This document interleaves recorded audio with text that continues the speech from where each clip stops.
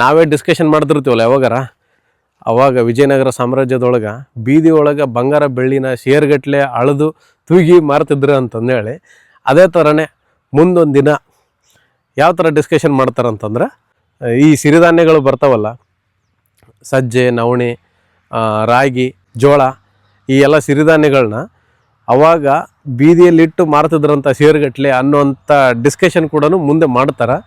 ಈ ಮಾತು ಯಾಕೆ ಹೇಳಕತ್ತೀನಪ್ಪ ಅಂತಂದ್ರೆ, ಈಗ ಎಲ್ಲವೂ ಹೊಲ ಮಾರಿ ಸೈಟ್ ಕೊಡಕತ್ತಾರ ಎಲ್ಲರಿಗೆ. ಈ ಇಂಥರ ಈ ವಿಂಡ್ ಟರ್ಬೈನರಿಗೆ ಕೊಟ್ಟೆ, ಅದಕ್ಕೆ ಕೊಟ್ಟೆ ಅಂತಂದ್ರೆ ಇಂಥವೆಲ್ಲ ಕಣ್ಮರೆಯಾಗಿ ಹೋಗ್ತಾವ, ಇಂಥವೆಲ್ಲ ಅಪರೂಪ ಆಗ್ತಾವೆ ಮುಂದೊಂದು ದಿನ. ಇವಾಗಿದ್ದಾವ, ನಮ್ಗೆ ಅರ್ಥ ಆಗ್ತಿಲ್ಲ.